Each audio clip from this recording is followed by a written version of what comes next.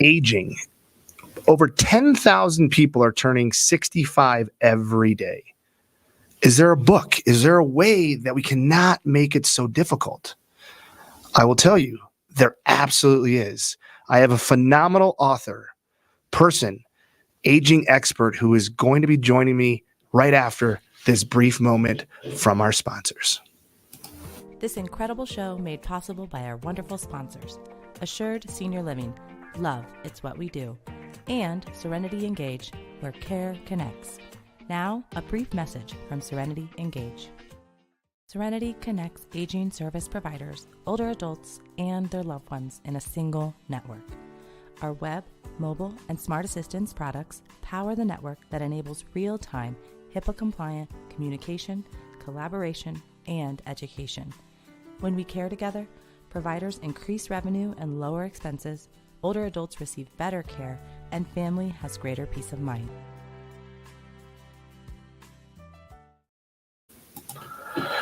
And welcome, Joy. It is an absolute honor to have you on the show. I cannot wait for this discussion and talk a lot about your book. That I would love you to introduce yourself and tell us just the amazing work you've been doing. Thank you. It's so nice to talk with you. Well, my name is Joy Loverde. Been in this business for over 40 years, and I've written 2 books with the intention of having people begin the conversations of aging and aging solo and aging parents and just planning in general. Yeah, and the book here that I had the honor to really start to dive through is the book here. I'm going to put a link to Amazon. It's the Complete Elder Care Planner 4th edition, and I must say, wow, we were even before the show, just the number and the amount of information out there. I mean, you've done a heck of a job consolidating that into, this amazing book. Yeah, it just doesn't make sense that that people get in the kind of trouble they get in because they didn't take a step to look at what's available. And so planning would avert so many problems people are experiencing. So where did the inspiration or motivation for this book come from? And you wrote your original book. So where did kind of this motivation come from? Came from a long time ago when I was in high school, and I went to a nursing home as a result of being a volunteer at an all-girls Catholic school. And I went to the nursing home on Thanksgiving morning, and 7 people are sitting in the dark. So I'm 14 years old, and I said to myself, how did people end up here like this? It's Thanksgiving. Now, I come from a big Italian family where I was going to go home to a house full of people and food and dogs and babies, and it didn't sit right with me.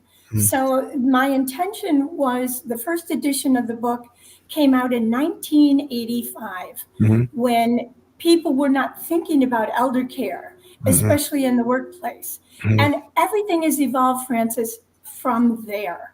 All I wanted to do was get people to start talking to each other, and it's doing its job.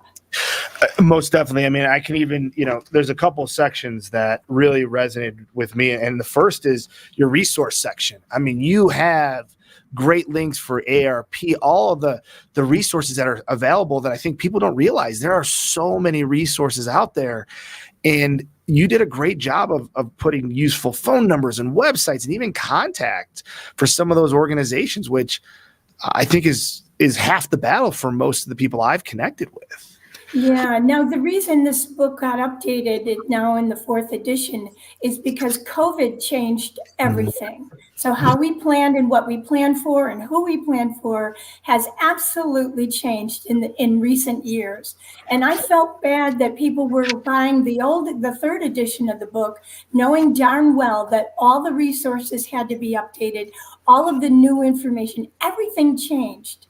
So I learned a lot too, found out that there's new people to help us all along the way. Yeah. No, and I think one thing I want to make sure when you pick your copy up, and I mean that, I think this is a good book, whether you're 30, 40, because we're all aging. Newsflash, right? Hello, we're all aging, right?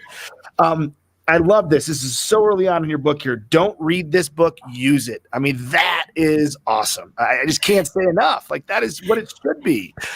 Right. So if you read the book, you'll get overwhelmed. So I always tell people when I give a talk, don't read it. Just don't read it. Yeah. So just all you got to do is go to the table of contents and Yeah. figure out for yourself, what do I really need to focus on here? And then just go there. Don't worry about it. You'll get it done in time. And do you think, I mean, with people who just, I mean, I think aging in general can be scary, right? You're usually thrust into it unexpectedly, I'll say, right? Is maybe your loved one's doing okay, then all of a sudden something happens or there's a big change, right? How do you recommend people kind of navigate that or kind of begin to, when all of a sudden they wake up and they go, wow, my mom or dad or a spouse needs a lot of help. What do I do? Well, Francis, they needed help way before a medical event.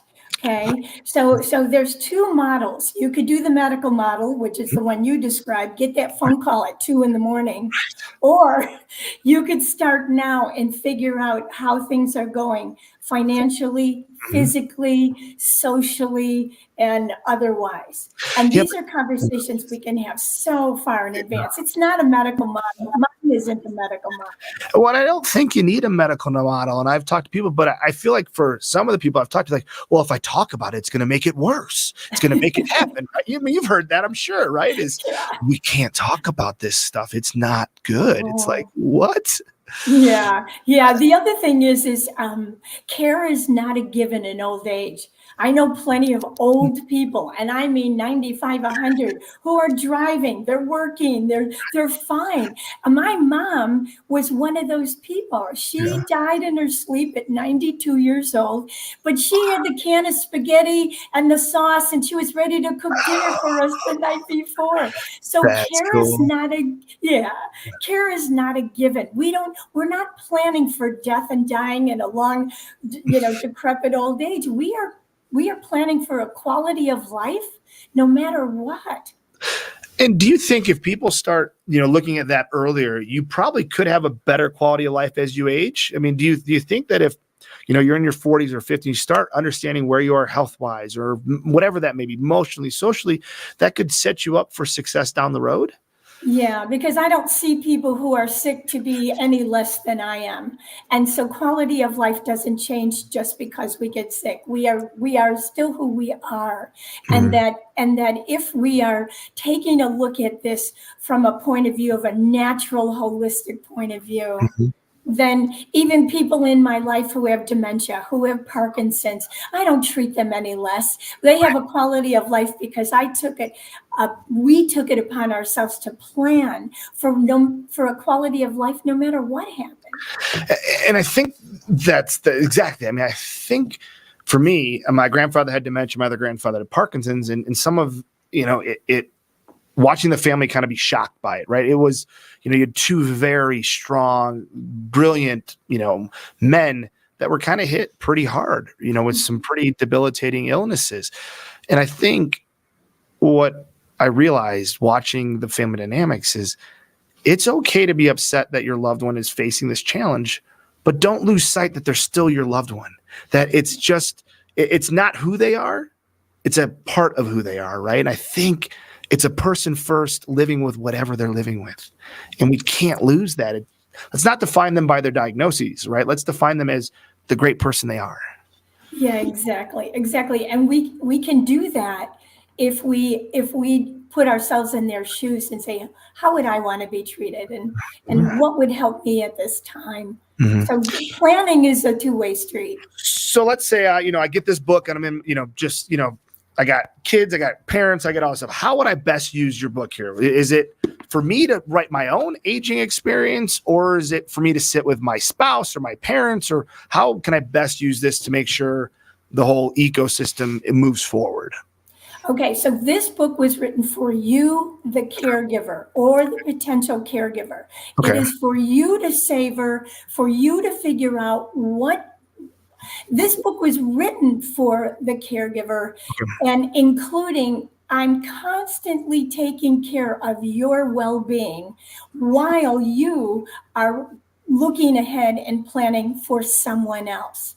Everything is positioned for your well-being, so that when you decide what do I need to talk about first? Money, by the way, is number one.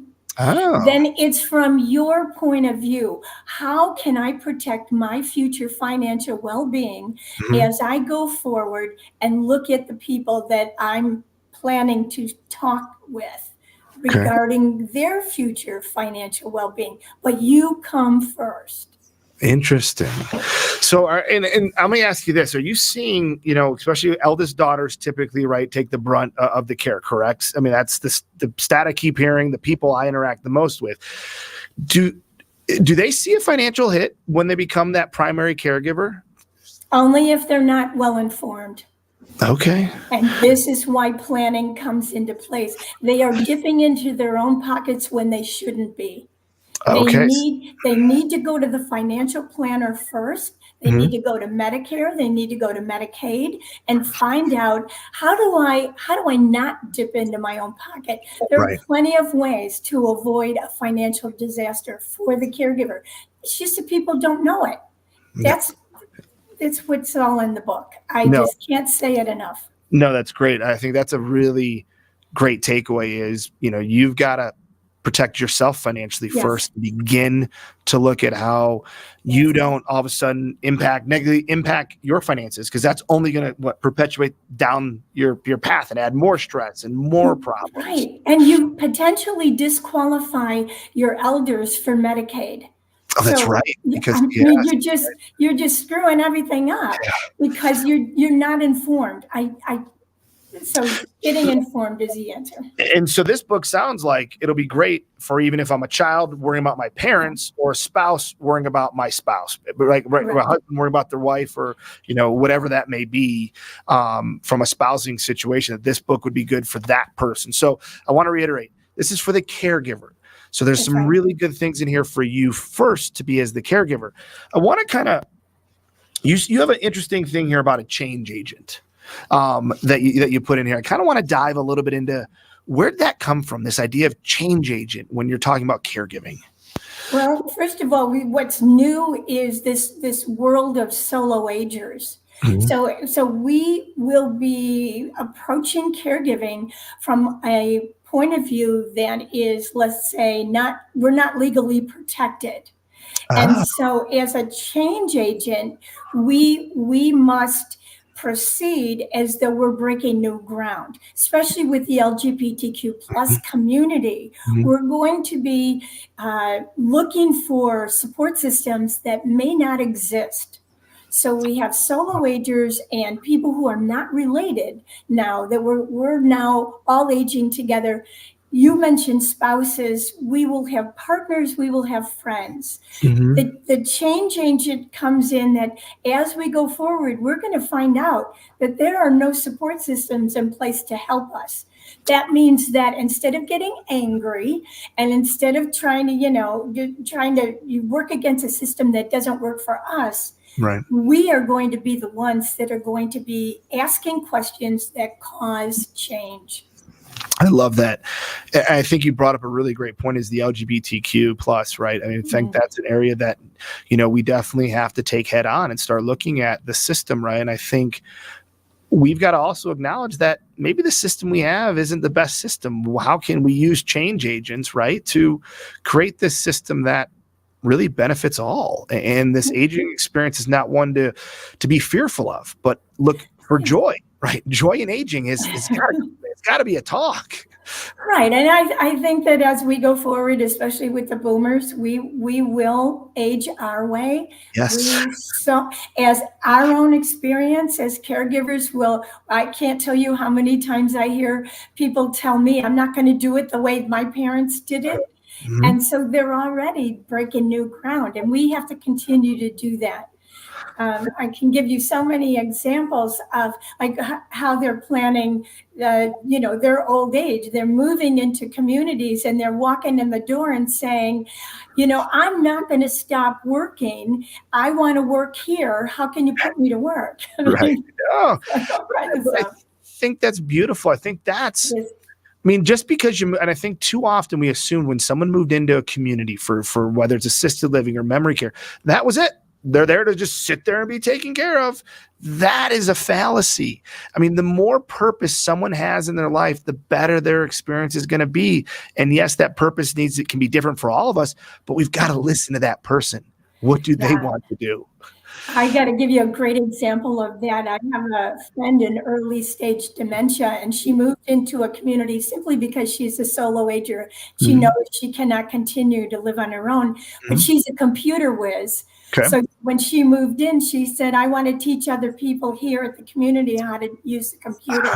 And so she did. So and she's a young woman. That's awesome. So people assume that if you have dementia, you can't learn anything new, or you can't learn the computer, and nothing could be from the truth. No, I firmly believe that all dementia is it's a change in your ending. That's it. It changes the direction that you thought your life was going to go. That's it. It doesn't mean life stops.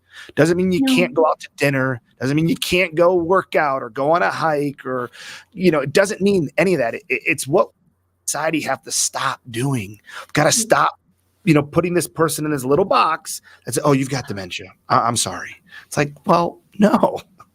I know plenty of people who are writing books. They're giving speeches. They're doing what you said, climbing mountains. Yeah.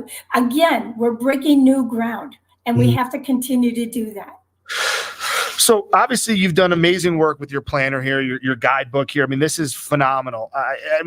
So I want to talk a little bit too. You have this whole touch on here about the spiritual journey, which I found was very, very, very powerful. Where did kind of that come from, that idea of how that needs to be integrated into this caregiving experience?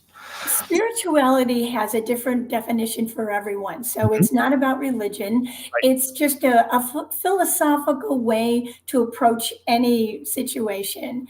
I kept hearing people say, why me? Why is this happening to me? What is this all about? How do I sit by the bedside of someone I love who is dying? How do I do this? And these all fall into the spiritual spectrum. Right. And so having 40 plus years experience and knowing the struggles, the psychological struggles of the caregiver, I began to realize through the talking with other caregivers and also being with the people who were receiving care, that it fell under the umbrella of spirituality. And the people that I found that were most at peace with the difficult conversations had a spiritual foundation, whatever that meant to them. Right. In some cases, it just meant taking a walk in the woods. But it was whatever works for you to come to grips with what it means to be in the place of a caregiver and a care receiver. Those people were most at peace. Wow. Yeah. I mean, that's very powerful. And I think it doesn't matter. Like I said, you can take religion aside, right, and look at it for you. And I think that's really is a great message. I think spirituality for your circumstances, what it needs to be for you as a caregiver. And I think what you keep resonating, which keeps sticking out to me, is this caregiver, you need to take care of yourself. You really do. Right. And I think caregivers want to give everything. They give their 100%, but you got to remember to take care of yourself. And I mean that sincerely. Right. I mean, so when you say that, Francis, people say, well, I can't. For whatever reason, I can't. And so I validate that. I understand. So unfortunately, so many of them learn the hard way that they are burning out. So one tip I have so many tips in the book. I should just say that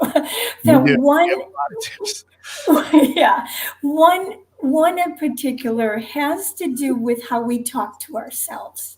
So that's something we can do. Doesn't require timeout. But there is a section in the book about self-talk. Yes. How am I talking to myself about this situation? And I urge people to pause when they're beating themselves up about something that is happening in their experience, and learn a better way to be more kind to themselves. I love that. I think that's beautiful. When I talk to families, I always say, give yourself some grace. because you're there, you're here, you're in it. And 95% of the time, maybe 100%, that's all you need to be is there. So give yourself grace and quit asking the questions. Can I do more? Or should I do this? Or should I do that? And just give yourself some grace. That's how Yeah. What's really the underlying thing going on here is grieving while our elder is still alive. And so we don't know how to deal with that. So we come up with some self-destructive behaviors. But one of the things I do talk about a lot in that kindness chapter is about how do we manage the grief that we're experiencing now. Right. And it can be quite beautiful when you recognize it to be grief, and then going forward and getting some specific ways to be with your elder while you're grieving and they're alive. Right. Yes. That's it. And it kind of sometimes doesn't make a whole lot of sense because they're still here, right? Physically still here, but you're still grieving. There is so much about caregiving that doesn't make any sense. No, you're right. It is just messy. Can we talk a little bit too about caregiver guilt? Because that was a recurring theme my mom had, and I think still has to this day. Even though my grandmother's 96 or going to be 96 and doing amazing. She's a little Italian lady, 4'11", little small Italian lady. She's a feisty one, but awesome. So can we talk a little bit about the caregiver guilt? Because you had a pretty good section on that as well too in here. It isn't something we can make go away. Right. In fact, the guilt is about just unrealistic expectations that we should use that word, should be able to do it all. And we are unrealistic, but we are human. And so there are ways to if something happens and we do feel guilty, I have some action plans. Okay, name one thing you could do. Make a phone call, send money, right. Go there, hug someone, or if you realize that there is nothing you can do, learn how to forgive yourself again and again and again and again, because it's happening now in present time as a caregiver, and then it doesn't leave us after caregiving, and then we need to say, okay, now this, how do I manage this? And so caregiving guilt happens even before the caregiving begins. And it is part of being alive and loving others. Yes, even if you don't love them, it's just part of being human. I think part of caring as well too, right? Just when you want to see people get the best, no matter who they are, it's hard not to leave a little piece of you with them. And I think it's okay that you don't feel the best at times, but I think there's some great tips in here of ways that you can kind of help, bring yourself back up. Well, don't forget, sometimes the elders we're taking care of try to make us feel guilty. They'll say things like, you don't call enough, you don't write enough. Oh my goodness. Usually what I do when that happens, and being from an Italian family, that's not unusual. Not at all. We don't do enough. And so I just sit with them either on the phone or in person, and I say, I am really sorry I disappointed you. Right. And so to acknowledge that makes both of us feel better. But just to say, yes, I do, I write, I call, I do everything. It doesn't matter. That's not really what's going on here. Right. I think, and I do think you are correct. The validation is really important, no matter what you're facing. That can go a long way, validating their fears, their concerns, any of their apprehension, and not always saying, no, that's not it, but just leaning into it a little bit and then moving on from there. So I think that's a great point and perspective as well, too. Joy, I always like to wrap up. What's one or two things that you could leave with our viewers or our audience that, they could take away and use today or tomorrow to improve their, aging journey or aging experience? Many people say that I don't know where to begin. So how about I give you the top three, and if you just do that, we're good to go. I've already mentioned money. Yep. Your money first, the caregiver's money first, and then the person we're caring for. Make sure that you understand financially what they have and what you have. Don't do it alone. go Right. to a financial planner or an attorney and get it Mhm. done. Great. Second is housing. Where can we live? But housing is not just a roof over your head, but Mhm. housing and care. And the third one is getting your paperwork in order, your legal documents. We're living in a world of solo agers. We will end up taking care of our friends. You've got to be protected legally so you don't get sued by somebody for something. Oh yeah. Yeah. Those are powerful points. I recommend, I'm going to put the link again to her book through Amazon, but this is a book that is a must have. We're all aging, just newsflash. Keep saying that, but we're all getting older. So the earlier we can plan for it, the better. And I can promise you I've seen the earlier we start talking about this, the more enjoyable that aging experience is for the kids, for grandkids, for the spouse, for the partners, for the friends, for all that, because you're all on the same page. So Joy, absolute honor to speak with you. I love your work that you're doing. You are such an advocate and a voice and a breath of knowledge. So thank you so very much. Thank you for giving me the airtime and for knowing you. Absolutely. Well, until next time, have a great rest of your day. Go out and pay it forward and be kind, not only to others, but also to yourself.